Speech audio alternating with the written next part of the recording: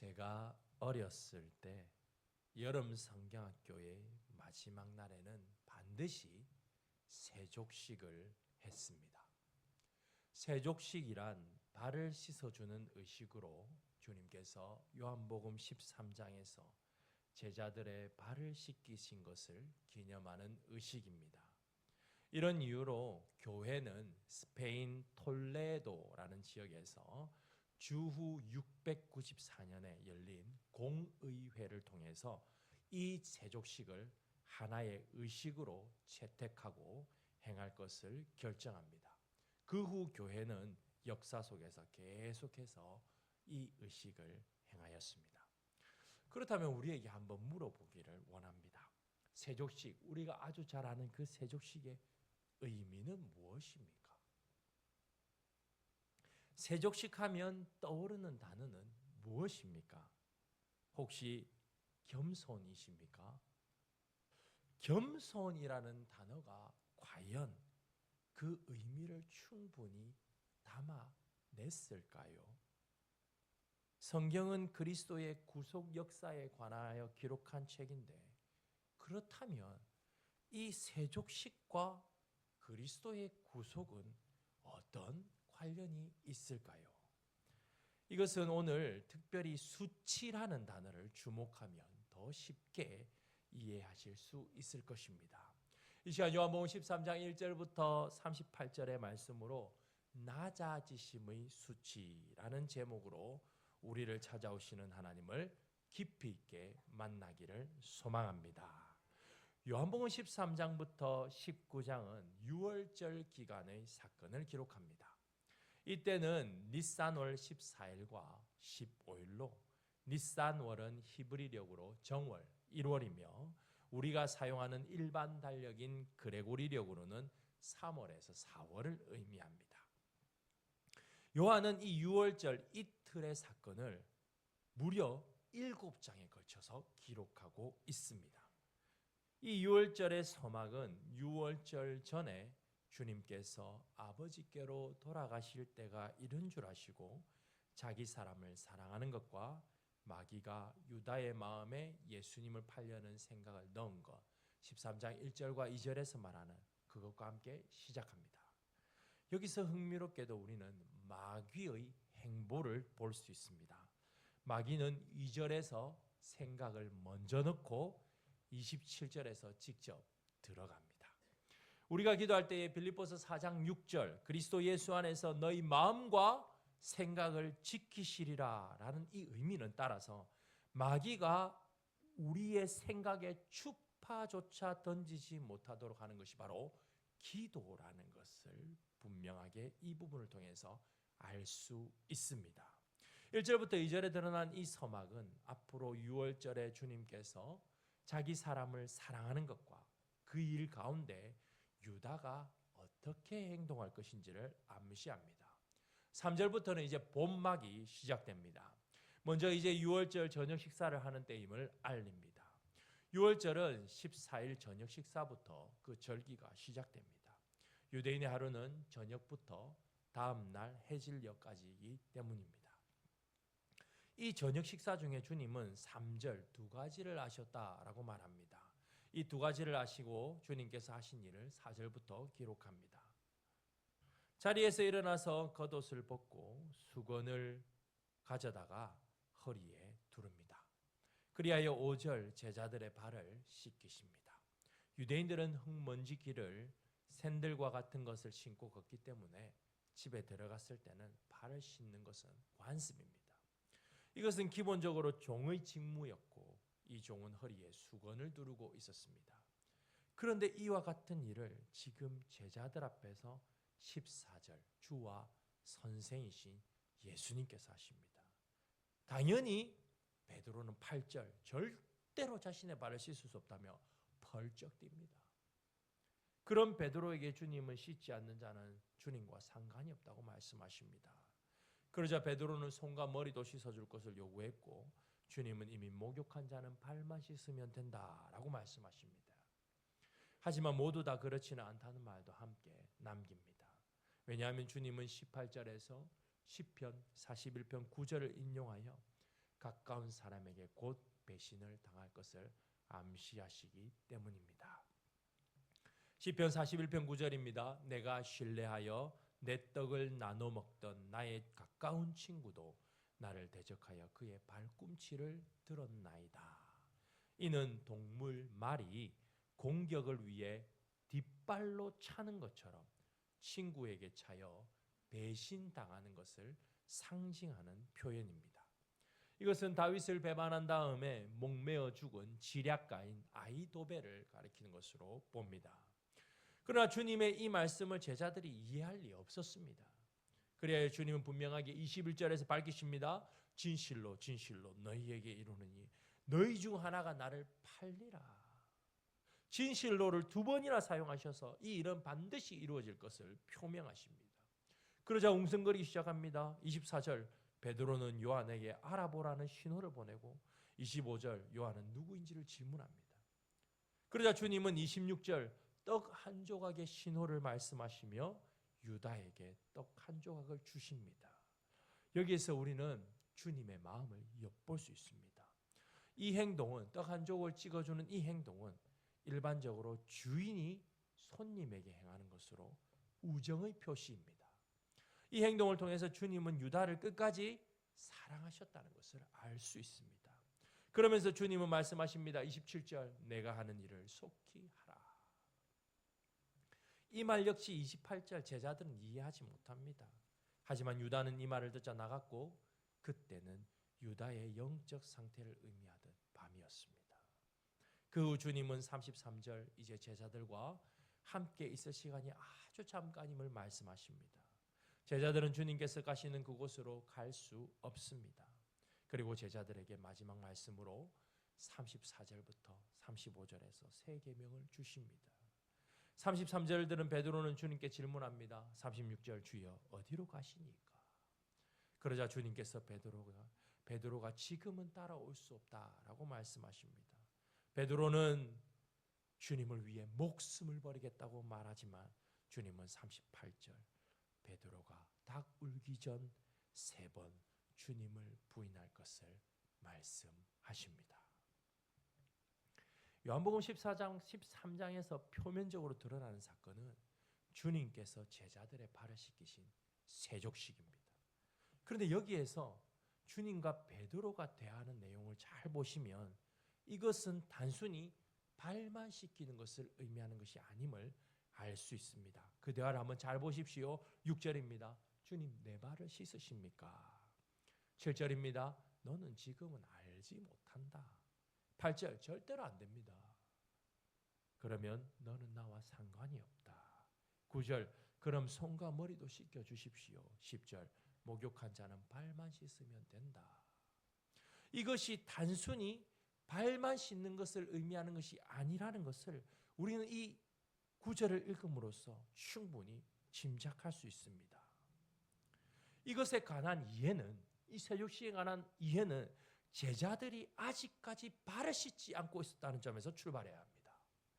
일반적으로 집안에 들어오면 발은 바로 씻어야 하는 것이 관습입니다. 그런데 지금 저녁을 먹는 중에도 아직까지 그들이 발을 씻지 않은 상태에 있었다는 것을 우리는 주목해서 보아야 합니다. 이것은 거기에 발을 씻기는 종이 없었고 제자들 중 어느 누구도 먼저 발을 씻길 생각을 하지 않았다는 것을 암시합니다.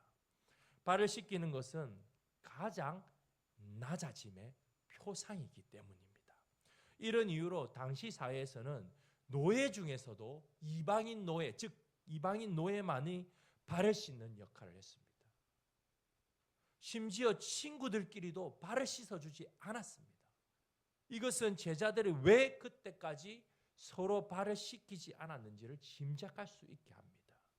결정적으로 예수님 당시의 글에 보면 윗사람이 아랫사람의 발을 씻었다는 언급은 절대로 찾아볼 수 없습니다. 이런 관습을 뒤엎는 유일무이한 사건이 바로 이 세족식 사건입니다. 그런데 이 일을 주님께서 지금 행하십니다. 주님께서 이것을 행하심으로써 주님께서 자신이 이 세상 가운데서 얼마나 낮아지셨는지를 명확한 수치로 드러내시는 것이 바로 이 세족식 사건입니다. 여기서 처음으로 수치를 말하죠. 오늘 제목에 드러나 이 수치를 말합니다. 이 수치는 숫자나 값을 말하는 단어입니다. 주님께서 얼마나 낮아지셨는지를 수치나 값으로 명확하게 보여주시는 것이 바로 주님께서 발을 씻기시는 행동입니다. 주님께서 얼마나 낮아지셨는지를 이것은 누구나 알 수 있기 때문입니다. 발을 씻기는 종은 종 중에서도 가장 낮은 종이기 때문입니다. 자신을 가장 낮추어 부를 때 따라서 그들이 했던 표현이 발을 씻기는 종입니다 라는 표현입니다. 사무엘상 25장 41절입니다. 아비가일이 일어나 몸을 굽혀 얼굴을 땅에 대고 이르되 내 주의 여종은 내 주의 전령들의 발 씻길 종이니이다 하고, 따라서 이 세족식의 출발점은요, 가장 낮아짐에서 출발합니다. 이것은 단순히 겸손을 뛰어넘는 것 훨씬 이상임을 이제는 우리가 알 수 있지요. 빌립보서 2장 8절과 완전하게 연결됩니다. 빌립보서 2장 8절입니다. 사람의 모양으로 나타나사 자기를 낮추시고 죽기까지 복종하셨으니 곧 십자가에 죽으심이라. 빌립보서 2장에서 이 낮추심은요, 가장 높으신 하나님께서 가장 낮은 사람이 되셨음을 말하는 그 가장 낮아지심입니다. 이 낮아지심은 우리가 알고 있는 겸손의 개념을 초월하십니다. 주님의 낮아지심은 결국 어디에서 정점에 이릅니까? 빌립보서 2장 8절 십자가에서 죽으심이라. 생각을 한번 해보십시오. 겸손하다고 사람이 당시에 가장 극형이요 수치를 당하는, 여기 두 번째 수치가 나오지요. 모욕과 수치를 당하는 그 십자가에 죽지는 않습니다. 히브리서 12장 2절입니다. 십자가를 참으사 부끄러움을 개의치 아니하시더니 수치를 개의치 아니하시더니 하나님 보좌 우편에 앉으셨느니라. 세족식은 수치로 드러내, 숫자나 값인 수치로 드러낼 만큼 명백하게 낮아지신 주님께서 그 수치당함을, 모욕당함을 개의치 않으시고 십자가에 죽으신 것을 보여줍니다. 이것을 염두에 두고 이제 세족식에서 주님과 베드로가 대하는 것을 유심히 보기 원합니다. 7절입니다. 내가 지금은 알지 못하나 후에는 알리라. 이것은 무슨 사건을 말하고 있겠습니까? 지금 베드로가 알지 못하지만 후에 깨닫는 사건이 무엇입니까? 십자가 사건입니다. 그들이 수없이 들었던 그 영광을 얻는 것이 수치를 당하는 십자가임을, 수치와 모욕을 당하는 십자가임을 그때가 되어서야 알게 될 것입니다. 31절입니다. 지금 인자가 영광을 받았고 유다가 주님을 팔기 위해 나갔고 곧 죽으실 것을 주님은 의도하시지만, 그것을 의미하시지만 제자들은 전혀 깨닫지 못합니다. 33절 잠시만 그들과 함께 있을 것을 말하지만 37절 베드로는 뭐라고 말합니까? 왜 못 따라가냐고 질문합니다. 전혀 모르는 상황인 거죠. 영광을 얻는 것이 십자가에 죽으셔서 수치를 당하는 것임을 베드로도 제자들도 전혀 몰랐습니다. 아니 상상도 못했을 것입니다. 그 말을 여러 번 들었으나 여전히 깨닫지 못합니다. 그래서 주님께서 잡히시자 제자들 어떻게 합니까? 마가복음 14장 50절 제자들이 다 예수를 버리고 도망하니라. 이런 이유로 37절에서 자신의 목숨을 버리겠다고 말한 베드로에게 38절 주님은 닭 울기 전에 네가 3번 나를 부인하리라고 말씀하십니다.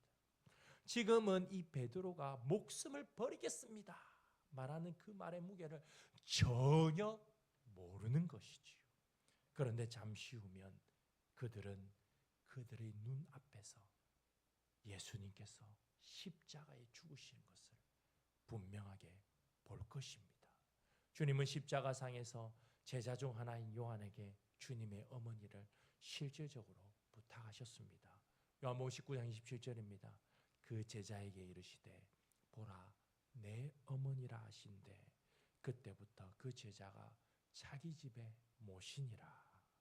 또한 그 제자들은 당연히 32절 하나님께서 주님께 영광을 주시는 부활과 승천도 볼 것입니다.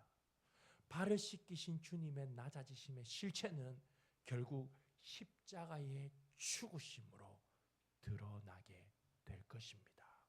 그럼 그 십자가에서 죽으시는 것과 이 발을 씻기는 세족식은 어떤 연관이 있습니까?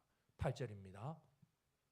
너를 씻어 주어 내가 나와 상관이 있게 한다.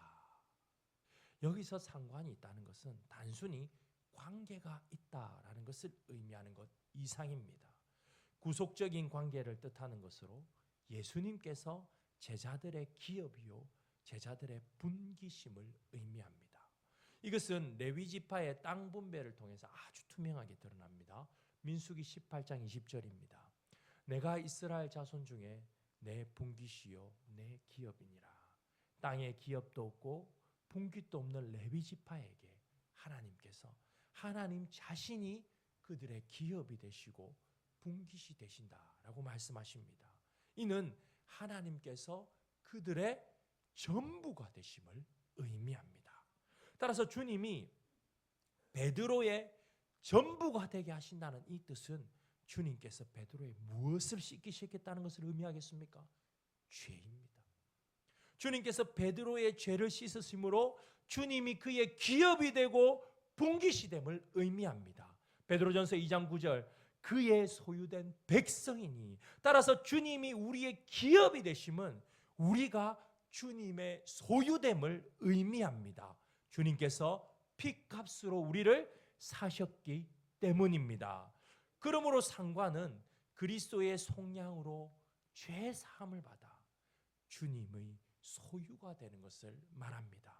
따라서 이것은 성도인 우리가 그리스도의 피값으로 말미암아 하나님의 소유가 되었고 하나님께서 우리의 기업, 우리의 전부가 되심을 의미합니다.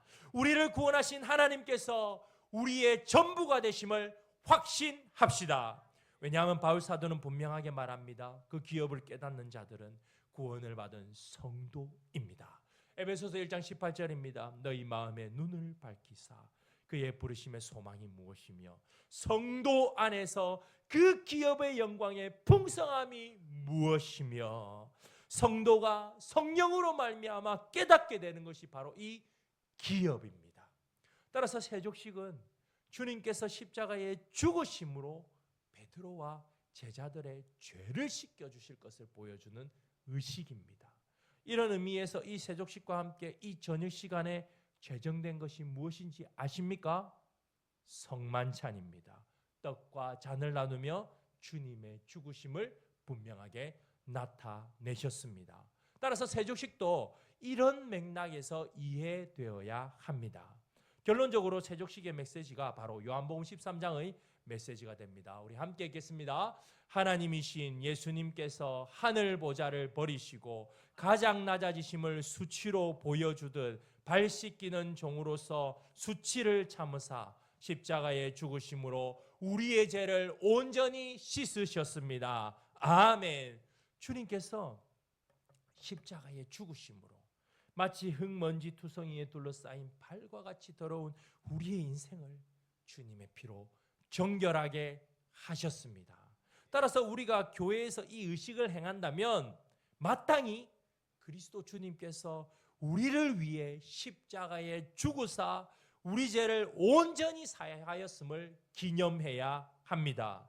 오늘 말씀을 듣고 있는 우리는 이 말씀을 통해서 주님께서 십자가에 죽으심으로써 나와 우리의 죄를 온전히 사하셨음을 확신하시기 바랍니다. 이것이 주님과 베드로의 남은 대화의 내용에서 나타납니다. 주님께서 상관을 말하자 9절 베드로는 손과 머리를 씻겨달라고 합니다. 그러자 주님은 10절 이미 목욕한 자는 발만 씻으면 된다라고 말씀하십니다. 주님은 그 십자가에서 죽으심으로 제자들의 죄를 씻기실 것인데 제자들을 가리켜 이미 목욕한 자다라고 말씀하십니다. 과연 이것이 무슨 말입니까? 이것은 유월절 식사 후반부에서 그 뜻이 등장합니다. 요한복음 15장 3절입니다. 너희는 내가 일러준 말로 이미 깨끗해 하여졌으니. 제자들은 이미 하나님의 말씀으로 깨끗하게 되었다라고 말합니다. 이것은 결국 말씀과 구속의 관계를 드러내는 표현입니다. 말씀을 듣고 그 말씀을 믿고 수용하는 다른 자들은 이미 목욕한 것처럼 새롭게 태어나는 중생을 경험한 자입니다. 왜 그렇습니까? 왜냐하면 새롭게 하시는 것은 성령의 역사이고 성령은 말씀으로 역사하시기 때문입니다. 말씀을 들리게 하시는 이도 성령이요 깨닫게 하사 실천하게 하시는 이도 성령 하나님이십니다. 이것은 우리가 하나님의 말씀을 들을 때에 반드시 성령을 구해야 하는 근거가 됩니다. 말씀이 우리의 머리에만 맴돌며 단지 지식으로만 자리 잡고 있다면 그 말씀이 머리에서 가슴으로 내려오도록 성령 하나님을 구해야 합니다. 머리에서 가슴까지의 거리가 30cm 남짓하지만 성령의 역사 없이는 이 30cm는 그 무엇보다 긴 거리일 것입니다. 성령 하나님을 구할 때에 머리에 머문 말씀이 가슴으로 내려와 우리의 마음을 주님께서 즉시 그리고 신실하게 드리도록 하십니다.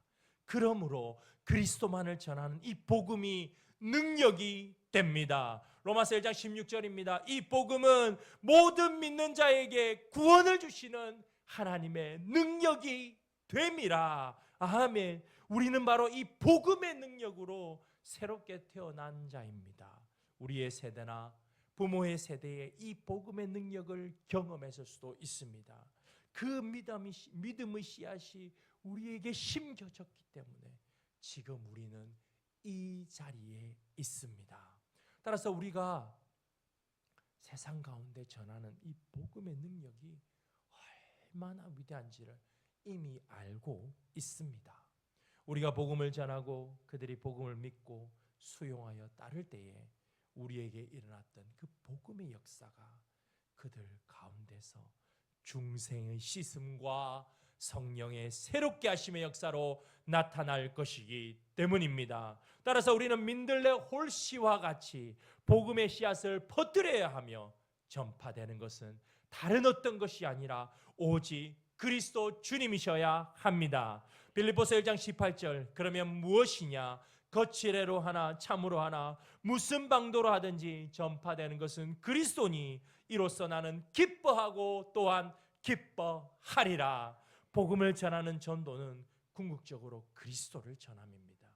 물론 그리스도를 전한다고 모두 듣는 것이 아님을 10절 유다의 배제를 통해서 분명하게 보여주십니다. 그럼에도 예수 그리스도의 복음의 능력을 확신하고 먼저 된 자로서 그리스도를 전하는 우리가 되기를 바랍니다. 먼저 된 자라는 것은 우리가 더 이상 죄를 범하지 않는다는 것을 의미하지 않습니다. 10절 발밖에 씻을 필요가 없느니라. 새롭게 된 자도 죄를 범함을 의미합니다. 자범죄지요. 하지만 그리스도께서 십자가에서 우리의 죄를 온전히 사하셨으므로 우리가 죄를 회개할 때에 이미 죄 씻음 받은 자임을 확신하게 됩니다. 이렇게 놀랍게 된 우리는 그렇다면 어떻게 살아야 하겠습니까? 14절입니다. 서로 발을 반드시 씻어 주어야 합니다. 14절의 옳으니라라는 이 의미는 반드시 해야 한다는 말입니다. 이것이 무슨 말입니까? 주님께서 발을 씻기는 것은 무엇을 씻는 것을 의미하였습니까? 죄를 씻어주는 것을 의미하였습니다. 따라서 서로의 발을 씻긴다는 것은 우리가 우리의 죄를 서로 반드시 용서해야 한다는 의미입니다. 이것의 궁극적인 의미는 어디에서 드러납니까? 주기도문에서 잘 드러나지요.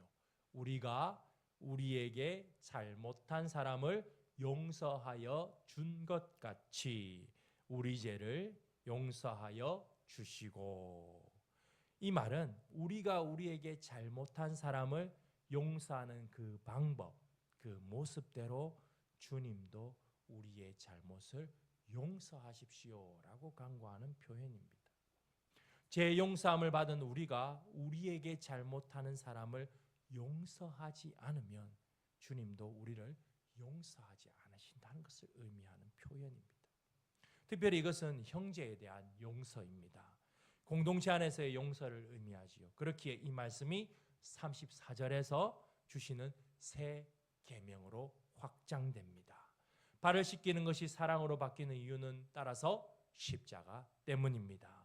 십자가는 죄 없으신 주님께서 죄된 인생을 위해 요한복음 15장 13절 대신 죽은 가장 큰 사랑의 표상이기 때문입니다. 서로를 용서하는 그 사랑을 행해야 합니다. 그런데 아시지요? 이것이 참으로 쉽지 않습니다. 잠언 기자의 말을 한번 들어보면 얼마나 어렵다는 것을 알 수 있습니다.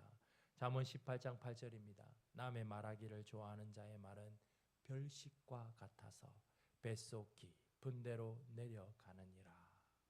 남을 험담하는 것이 얼마나 맛있는지를 기록한 부분이지요.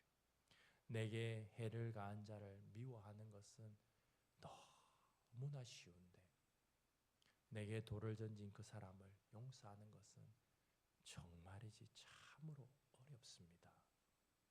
자기 자신을 부인하지 않고는 불가능합니다. 저 사람 때문에 피가 거꾸로 솟고 긴 밤을 화로 지새워야 하는데 자기를 부인하지 않고는 불가능합니다. 그래서 35절에서 이 세 계명과 자기 부인의 대명사인 무엇과 연결됩니까? 제자입니다. 마태복음 16장 24절 자기를 부인하고 자기 십자가를 지고 나를 따를 것이니라. 죽음의 형틀인 자기 십자가를 지고 따르는 것은 무엇을 뜻하겠습니까? 자기의 죽음을 의미합니다.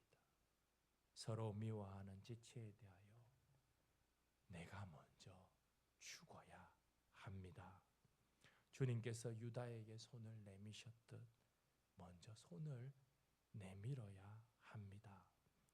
이런 엄청난 일을 어떻게 우리가 할 수 있겠습니까? 이것이 바로 제자의 삶입니다.